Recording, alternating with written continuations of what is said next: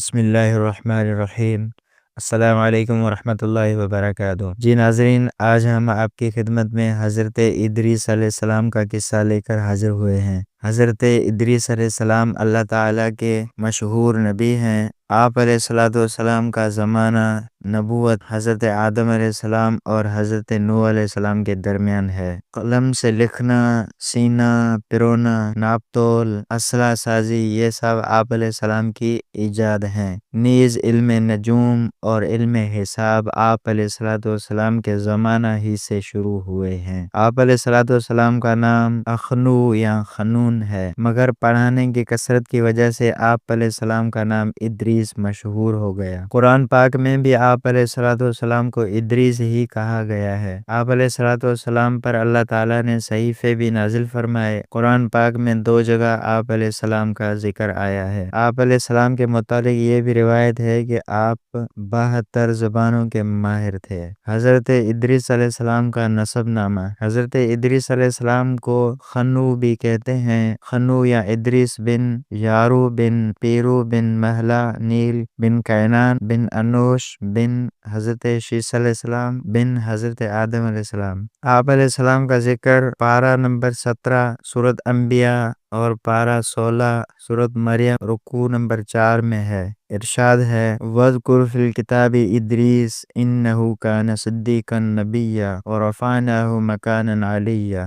سورہ مریم۔ ترجمہ: اور کتاب میں ادریس علیہ السلام کا ذکر کیجئے، بے شک وہ سچے تھے اور نبی تھے، اور ہم نے اس کو بلند مرتبہ تک پہنچایا۔ دعوت تبلیغ و ہجرت۔ حضرت ادریس علیہ السلام سن شعور کو پہنچے تو اللہ تعالیٰ جل جلالہ نے ان کو نبوت سے سرفراز فرمایا۔ تب انہوں نے شریر اور مفسدوں کو راہ ہدایت کی تبلیغ شروع کی، مگر مفسدوں نے ان کی کوئی بات نہ سنی اور حضرت آدم علیہ السلام اور حضرت شیس علیہ السلام کی شریعت کی مخالفت کرتے رہے۔ ایک چھوٹی سی جماعت مشرف با اسلام ہو گئی۔ پھر حضرت ادریس علیہ السلام نے وہاں سے ہجرت کا ارادہ کیا اور اپنے تابع داروں کو بھی ہجرت کی تلقین کی۔ یہ بابل میں رہتے تھے۔ بابل دجلہ اور فرات کی نہروں سے سرسبز اور شاداب تھا۔ بابل عراق کا مشہور شہر تھا جو فنا ہو گیا ہے۔ لوگوں کا جینا چاہتا تھا کہ اس بہترین علاقہ کو چھوڑ کر جائیں، لیکن حضرت ادریس علیہ السلام نے لوگوں کو تسلی دی کہ اللہ تعالیٰ جل جلالہ کی راہ میں تکلیف اٹھاؤ، اللہ تعالیٰ کی رحمت وسیع ہے، اس کا نام البدل ضرور عطا فرمائے گا۔ تم ہمت کرو، خدا کے حکم کے سامنے سر جھکاؤ۔ جب مسلمان اس بات پر راضی ہو گئے تو حضرت ادریس علیہ السلام مع ان مسلمانوں کے مصر کی جانب روانہ ہو گئے۔ مسلمانوں نے رود نیل کی سرزمین کی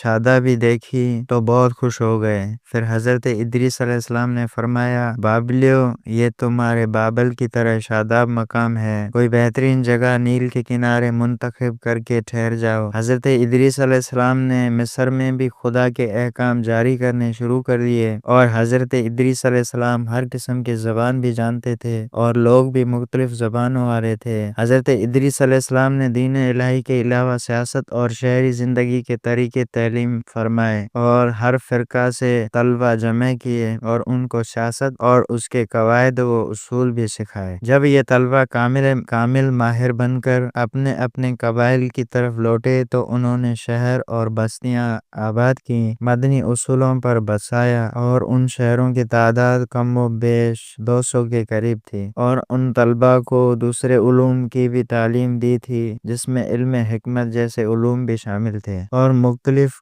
گروہوں اور امتوں کے لیے ان کے مناسب حال قوانین و قواعد مقرر فرمائے۔ تمام ملک کو 4 حصوں میں تقسیم کر کے ہر حصہ میں ایک حاکم مقرر کیا جو اسی حصہ کی سیاست ملوکیت کا ذمہ دار قرار پایا۔ آپ علیہ السلام نے تمام حاکموں سے ارشاد فرمایا تھا کہ تمام قوانین سے مقدم شریعت کا وہ قانون رہے گا جس کی تعلیم وحی الہی کے ذریعے سے میں نے تم کو دی ہے۔ حضرت ادریس علیہ السلام کی تعلیم کا خلاصہ: خدا کی ہستی اور اس کی توحید پر ایمان لانا، صرف خالق کائنات کی عبادت کرنا، آخرت کے عذاب سے خلاصی کے لیے اعمال صالحہ کو ڈھال بنانا، دنیا سے بے اتفاقی اور تمام امور میں عدل و انصاف کی پیش نظر رکھنا، رکھنا، مقررہ طریقہ پر عبادت الہی کرنا، ایام بیض کے روزے رکھنا، دشمنان اسلام سے جہاد کرنا، زکوٰۃ ادا کرنا، طہارت سے رہنا، کتے اور سور سے اجتناب کرنا، ہر نشہ آور چیز سے پرہیز کرنا،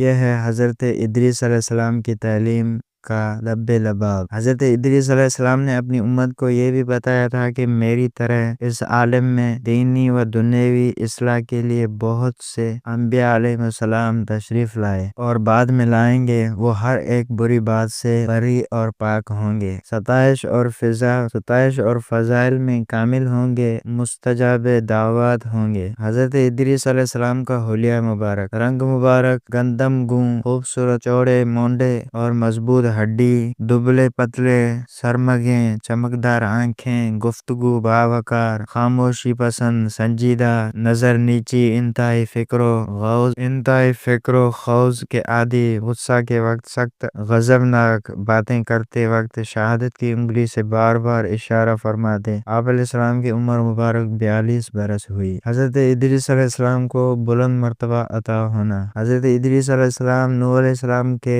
پردادے تھے۔ حضرت نوح علیہ السلام کا نسب یوں ہے: نوح بن لامک یا ملک بن متوشلہ بن انوا، یہ حضرت ادریس علیہ السلام کا نام ہے، اور ادریس لقب ہے بوجہ کثرت درس صحف آسمانی کے۔ وہ بہت صدیق نبی تھے، بہت برگزیدہ۔ آپ کے نام میں مختلف اقوال ہیں، اس سلسلہ میں ہم ایک قول نقل کرتے ہیں۔ آپ کا نام یونانی زبان میں ترمیس اور عبرانی میں خنو ہے، اور قرآن پاک میں آپ کو ادریس فرمایا گیا ہے۔ اکثر مفسرین کے نزدیک ان کو بلند مرتبہ پر فائز کیا گیا۔ مراد رفعت و منزلت ہے، جیسا کہ حضور خاتم النبیین صلی اللہ علیہ وسلم کی نسبت آیا ہے، وَرَفَعْنَا لَكَ ذِكْرَكَ۔ اور ایک گروہ کہتا ہے کہ اس معنی میں یہ ہے کہ ان کو بلند مقام میں اٹھایا۔ بعض کے نزدیک زندہ آسمان پر بلایا اور جنت میں داخل کیا، اور بعض کے نزدیک صرف آسمان پر بلایا اور وہ آسمان پر زندہ ہیں۔ وَالْعِلْمُ عِندَ اللَّهِ۔ حضرت ادریس علیہ السلام پر 30 صحیفے اترے تھے اور بہت علوم اور صنعتیں ان کے ہاتھوں ایجاد ہوئیں۔ حضرت ادریس علیہ السلام حضرت نوح علیہ السلام کے اجداد میں سے ہیں اور حضرت نوح علیہ السلام سے 1000 سال پہلے گزرے ہیں۔ قلم سے لکھنا اور کپڑا سینا انہوں نے ایجاد کیا۔ ان سے پہلے انسان عموماً جانوروں کی کھال لباس میں استعمال کرتے تھے، اور سب سے پہلے ناپ تول کے طریقے اور اسلحہ کی ایجاد بھی آپ علیہ السلام نے شروع کی تھی، اور آپ علیہ السلام نے اسلحہ تیار کر کے بنو قابیل سے جہاد کیا۔